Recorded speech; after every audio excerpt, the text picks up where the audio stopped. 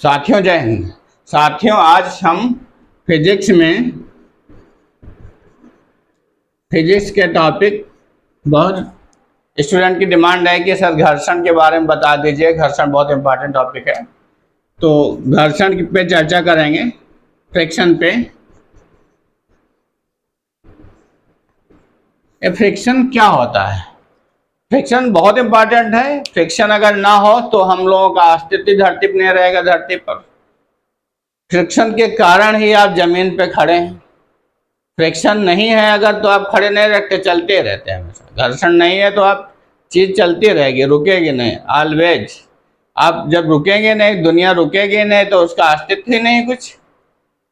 तो घर्षण, फ्रिक्शन घर्षण होता है और एक फ्रिक्शनल फोर्स होता है, घर्षण बल होता है। वो क्या होता है दोस्तों, समझेंगे।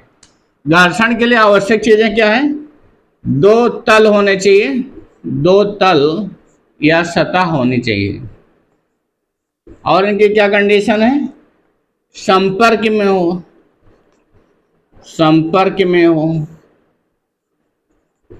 तीसरी कंडीशन क्या है? आपेक्षिक गति हो, रिलेटिव मोशन हो। आपेक्षिक गति, रिलेटिव मोशन हो। संपर्क का मतलब टच में है। सतह का मतलब लेयर्स, तल, प्लेन, लेयर्स कह सकते हैं। तो कोई भी दो वस्तुएं होती हैं या कोई भी दो तल जब आपस में संपर्क में आते हैं तथा उनके मध्य आपेक्षिक गति होती है। आपेक्षिक का मतलब एक रुका या दूसरा चलने का प्रयास करता है, या दोनों एक ही दिशा में चलने का प्रयास करें, या एक इधर जा रहा है एक इधर, ऐसे गति करें। तो क्या होता है? तो इनके गति का विरोध करने, जब इनमें आपेक्षिक गति होती है तो गति के विरोध करने का एक बल उत्पन्न होता है। तो इनकी गति का विरोध करता है, एक बल उत्पन्न होता है जो इनकी गति का विरोध करता है। ऐसे विरोध होता है, चलने नहीं देता है, ताकत ज्यादा लगानी पड़ती है। तो वो गुण ही वस्तु का क्या होता है? घर्षण है। वास्तव में दोस्तों के जब भी कोई दो, या ऐसे कह सकते हैं, दो वस्तुएं आपस में संपर्क में आती हैं, दो तल आगे, एक इस वस्तु का तल है, जैसे हाथ है आपके, संपर्क में आते हैं और क्या करते हैं? उनके मध्य आपेक्षिक गति, रिलेटिव मोशन होती है। या तो ये इधर को चले, या ये इस पे चले, या ये दोनों चले। तो इनके बीच जो गति होता है, उन गति का विरोध करने के लिए एक बल उत्पन्न होता है। जैसे गति होता है तो इस गति का विरोध करता है। इसमें एक, इन गति का विरोध करने का जो गुण है वही घर्षण कहलाता है। तो गति का विरोध करने का गुण, आपेक्षिक गति का जो विरोध करता है, इसके विरोध करने का गुण ही घर्षण है।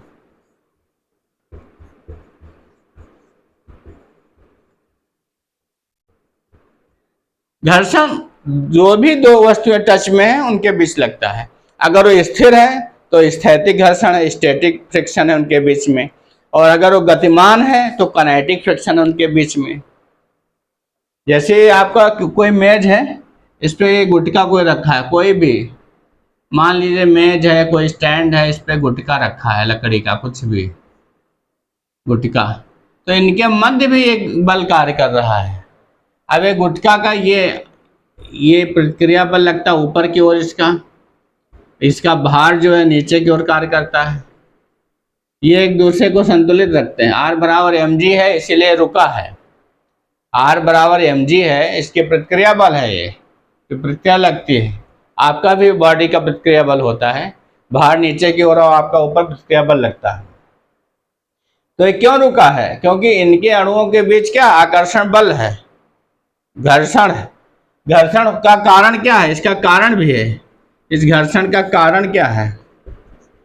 कारण ये जो दो सतहें हैं, दो सतहों के अणुओं के मध्य, दो सतहों के अणुओं के मध्य लगने वाला आकर्षण बल,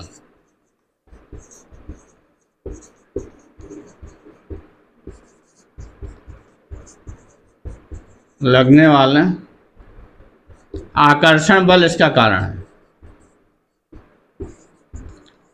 खींचते हैं, इसका कारण है, अब जैसे कोई खींचे चले जा रहे हैं, आप कोई चीज में खिंचाव कब होता है, जैसे आप किसी चीज को अलग करें, अलग करने की कोशिश करते हैं तो क्या वो खींचते हैं और खींचने की कोशिश करते हैं, अगर उनमें ज़्यादा लगाव है तो इनके बीच आकर्षण होता है।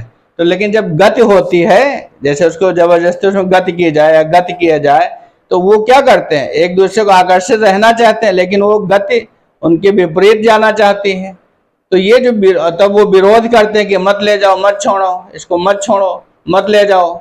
अगर आप किसी को ज़्यादा चाहते हैं, आप दोनों के बीच बॉन्डिंग है, आकर्षण है आपका, तो एक आकर्षण बल लगेगा, उसको कोई दूर ले जाएगा तो आप कहेंगे मत ले जाओ, इसको मत ले जाओ।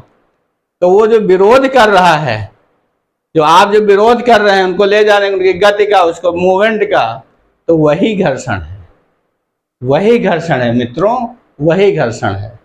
तो घर्षण में आप समझ गए घर्षण क्या होता है। और जो फोर्स लगता है विरोध करने पे, जो फोर्स लगता है जो विरोध करता है, उसे ही घर्षण बल कहते हैं, वो फ्रिक्शनल फोर्स होता है हमारा। तो घर्षण के लिए आवश्यक क्या है, टू लेयर्स जो होते टच, दो लेयर्स होनी चाहिए और टच में होनी चाहिए, उनके बीच रिलेटिव मोशन होना चाहिए। ये तीन कंडीशन है तो उसमें घर्षण उत्पन्न होगा।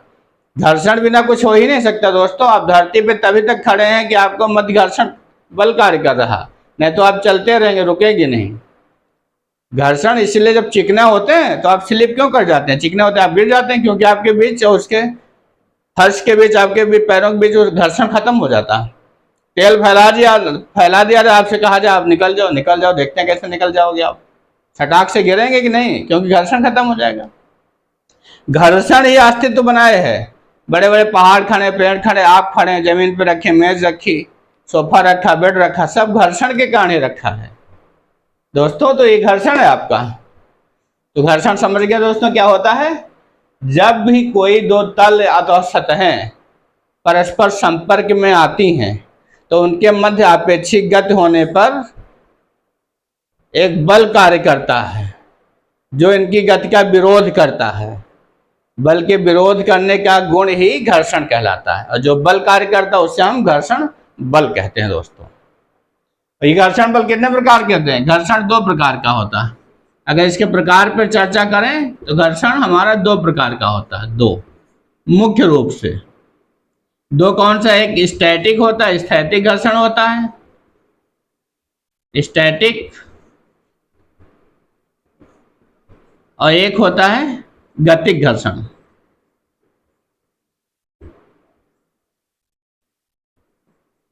काइनेटिक, काइनेटिक फ्रिक्शन होता है कि स्टैटिक फ्रिक्शन होता है दोस्तों, ये समझ लीजिए क्या होता है। और एक इनके बीच क्या होता है,